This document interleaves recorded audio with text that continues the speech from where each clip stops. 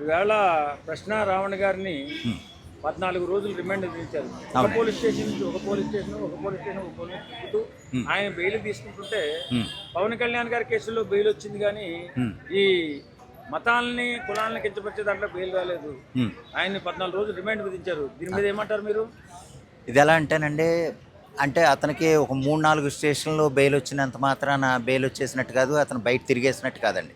కానీ ఇక్కడేంటంటే నేననేది అతని మీద 100 కేసులు పైగా ఉన్నాయి. 100 కేసుల్లోనూ ఖచ్చితంగా అది రిజిస్టర్ అయితే గనక రిజిస్టర్ అయినయి కాబట్టే 100 కేసులు. లేపోతే ఇంకా చాలా లెక్కలు ఉన్నాయి. అయితే ఈ 100 కేసులు 100 స్టేషన్‌లోనూ తిరిగేటప్పటికేంటంటే అతను ఎప్పుడవుద్దో మనం ప్రత్యేకంగా చెప్పనవసరం లే. ఇప్పుడేంటంటే అన్‌లాఫుల్ కేస్ ఒకటి ఇదయింది. అంటే దేశద్రోహం లాంటిది దరిదాపుగా. అటువంటి కేసు బుక్ అయినప్పుడు ఏంటంటేనండి, ఇంకా రిమాండ్ విధించిన తర్వాత జైలు శిక్ష విధించడమే తరువాయి. ఇదెలాగా ఇప్పుడు తర్వాత ఒకవేళ బయటకొచ్చినా సరే, మళ్ళీ మిగిలిన పెండింగ్ కేసుల చుట్టయినా తిరగాలాయన.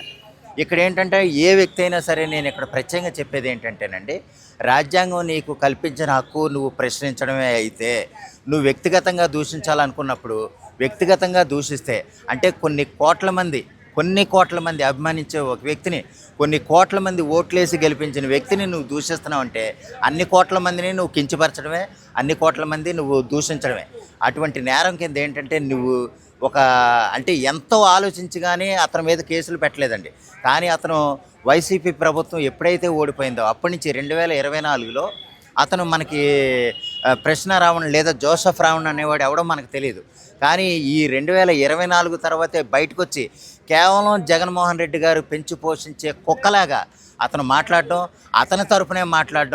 అతని తరపున అంటే ఎవరైతే హిందూ మతానికి సపోర్ట్గా ఉంటారో, ఎవరైతే సనాతన ధర్మానికి అనువుగా ఉంటారో వాళ్ళందరినీ కించపరిచే విధంగా మాట్లాడడం మనం చూస్తున్నాం. ఇప్పుడు పవన్ కళ్యాణ్ గారిని వ్యక్తిగతంగా టార్గెట్ చేయటమే కాదండి, వాళ్ళ తల్లుల్ని లేదా పిల్లల్ని కూడా కించపరిచే విధంగా మాట్లాడడం. అసలు చంద్రబాబు నాయుడు గారు అయితే నాకు తెలిసి ఎవరిని కూడా ఏరా అని అంటాం తెలీదు. అటువంటి ఆయన్ని కూడా, అటువంటి గొప్ప వ్యక్తిని కూడా ఈడు బే అని అంటాం. ఎంత దారుణమైన తప్పు మనం ప్రత్యేకంగా చెప్పనవసరం లే. అటువంటి వాడిని ప్రశ్నించే హక్కు ఉన్నప్పుడు, ప్రశ్నించే హక్కుని నువ్వు రాజ్యాంగం కల్పించిందని ఫీల్ అయిపోతున్నప్పుడు, అదే ప్రశ్న పేరుతో ఇతర మతాలను కించపరచడం, కొన్ని కోట్ల మంది ఓట్లేసి గెలిపించిన వ్యక్తుల్ని వ్యక్తిగతంగా దూషించినప్పుడు నీకు అదే రాజ్యాంగం నిన్ను బొక్కలేసి తోమేయమని కూడా రాజ్యాంగం హక్కు కల్పించింది. అటువంటి హక్కులు ఉన్నప్పుడు పోలీసులు అదే చేస్తున్నారండి మనకి. అతను నిజంగా ఇదే కేసుని పవన్ కళ్యాణ్ గారిని లేదా మా పవన్ కళ్యాణ్ గారిని లేదా మా ఉప ముఖ్యమంత్రి గారిని అంటాడా ఈడు అని అనుకుంటే కనుక పోలీసులు ఎప్పుడూ ఎన్కౌంటర్ చేసి చంపేద్దరు. ఎప్పుడూ ఏదో కేసు పెట్టి అది పెద్ద సమస్య కాదు, ఆయన లేపడం సమస్యే కాదు. లేదా 10 నిమిషాలు ఈ స్టేషన్ నుంచి ఇంకో స్టేషన్కి తీసుకెళ్లే ప్రాసెస్లో కొంచెం గ్యాప్ ఉన్నా సరే మామూలు జనాలే చంపేస్తారు. అది పెద్ద సమస్య కాదండి. ఏంటంటే పూర్తిగా చట్టబద్ధంగా అది అతని మీద ఏ విధంగా అతని వాగుడికి అతను ఏవైతే ఇతర హిందువులనే కాదు హిందూ దేవుళ్ళని కూడా కించపరిచే విధంగా మాట్లాడాడో, వ్యక్తిగతంగా కొంతమంది కొన్ని సెలబ్రిటీలను అంటే కొన్ని కోట్ల మంది ఓట్లేసి కొన్ని కోట్ల మంది అభిమానించే వ్యక్తులను నాడు వ్యక్తిగతంగా దూషించడం మొదలెట్టడం మాత్రం అది చాలా పెద్ద నేరం. అది తప్పుగా వైసీపీ పార్టీ సపోర్ట్ చేస్తుందండి వీళ్ళకి. చేస్తుందండి.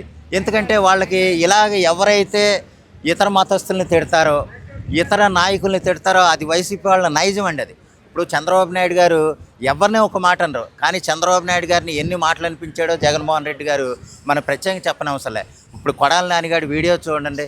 ఆడు ఆ దరిద్ర కొట్టేదవా సన్నాసేదవా అని చంద్రబాబు నాయుడు గారిని ఎన్నోసార్లు అన్నాడు. నందిగం సురేష్, బోరుగడ్డ నీళ్ళు, లేకపోతే పేరు నాని, అంబటి రాంబాబు వీళ్ళు ఎంతోమంది అన్నా సరే వాళ్ళని మీరు తప్పు అలాగ అనకూడదని వారించడం ఒక్కసారి కూడా నేను జగన్మోహన్ రెడ్డి వారించడం నేను చూడలే. ఎందుకంటే వాళ్ళకి ఇతరులను ఇప్పుడు రోజా ఎన్నిసార్లు మాట్లాడింది, ఎంత దారుణంగా తిట్టిందో మనం ప్రత్యేకంగా చెప్పనవసరం లే. అంత దారుణంగా తిడుతున్నా సరే మీరు అలా మాట్లాడకూడదు, ఇది మన స్ట్రాటజీ కాదని మన జగన్మోహన్ రెడ్డి గారు ఒక్కసారి కూడా మాట్లాడింది లేదు. పైగా అలా తిట్టిన వాళ్ళని మాత్రం వాళ్ళకి వేలకు వేలు కోట్లు ఇచ్చేసి వాళ్ళ జీవితాన్ని సెటిల్ చేశాడు. అందుకోసమే ఆ పార్టీని వదలకుండా, అది నిజంగా సన్నాసి పార్టీ అయినా సరే ఇంకా వదలకుండా అదే పార్టీలో కొనసాగుతున్నారంటే కారణం జగన్మోహన్ రెడ్డి గారు ఇచ్చే డబ్బులు మాత్రమే, అంతకంటే ఏం కాదు.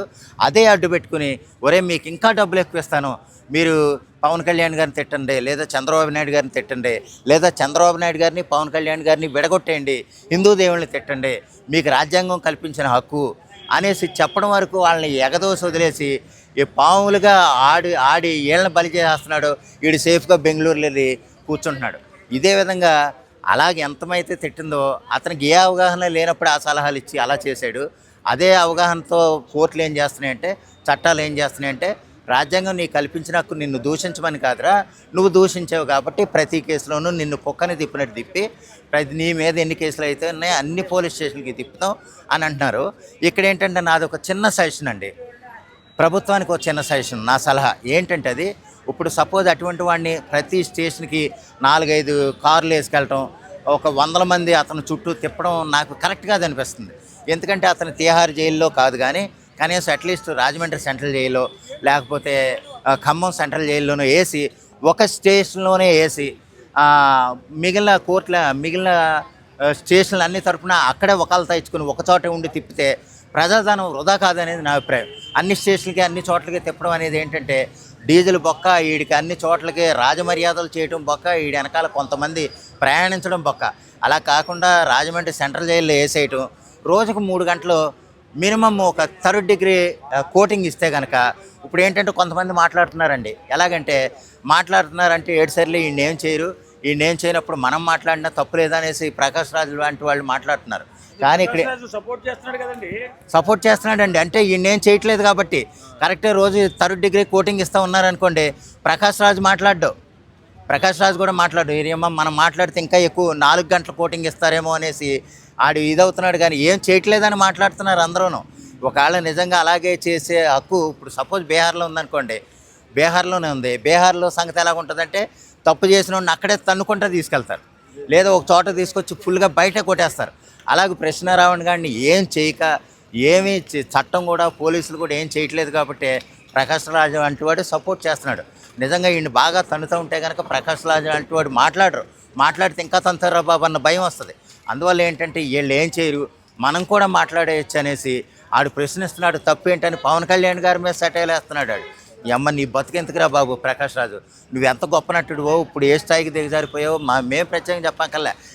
నువ్వు పెట్టే వీడియోలకి నువ్వు చదువుకునే కామెంట్లు చదువుకుంటే నీకు బుద్ధి జ్ఞానం వచ్చేస్తుంది ఒక మనిషి అయితే కనుక. నిన్ను అంతమంది ఆరాధించే వాళ్ళు ఎందుకు వ్యతిరేకిస్తున్నారో నీకు తెలియదు కాదు. కానీ ఏంటంటే ఇప్పుడు నీకు సినిమాలు తగ్గిపోయినాయి, ఎవడో ఒకటి నీకు ఆదాయం పంపించాలి కాబట్టి, ఆదాయం కోసం ఉన్న ఏడుతున్నావు కాబట్టి, జగన్మోహన్ రెడ్డి గారు కోట్ల ఆదాయం ఇస్తున్నారు కాబట్టి అదే బతుకనుకుంటున్నావు. కానీ ఏంటంటే నువ్వు ఒక జూనియర్ ఆర్టిస్ట్కి ఉండాల్సిన వాల్యూ కానీ విలువ కానీ అది కూడా లేకుండా పోగొట్టుకున్నావు. సరే ఏదేమైతే నీకు సంపాదన అయితే వస్తుంది కాబట్టి నువ్వు అలా రోజుకో వీడియో విడుదల చేసి మాట్లాడుతున్నావు. కానీ వాస్తవానికి ఏంటంటే ఇప్పుడు ఎప్పుడైనా సరే నువ్వు సమర్థించి, నువ్వు గొప్ప ఇంటలెక్చువల్వే, నువ్వు సెల్ఫ్ ఇంటలెక్చువల్గా నువ్వు ఎలా చెప్పుకుంటావో ప్రత్యేకంగా చెప్పనవసరం లే. అటువంటిప్పుడు నీ సమాజం కోసం లేదా నీ మతం కోసం ఉపయోగపడేవాడిని అయినా చెప్పు. కానీ నీ మతాన్ని అడ్డు పెట్టుకుని ఇతర హిందూ దేవుళ్ళని మతాలని కించపరచడం, వ్యక్తుల్ని కించపరచడం అయితే తప్పన్న సంగతి నువ్వు చెప్తే కనుక నీ మీద గౌరవం పెరిగేది. సరే ఏదేమైనా సరే రావణ్ అనేవాడిని, జోసెఫ్ రావణ్ అనేవాడిని ప్రతి స్టేషన్కి తిప్పి కుక్కను కొట్టినట్టు కొట్టాలనేది నా అభిప్రాయం.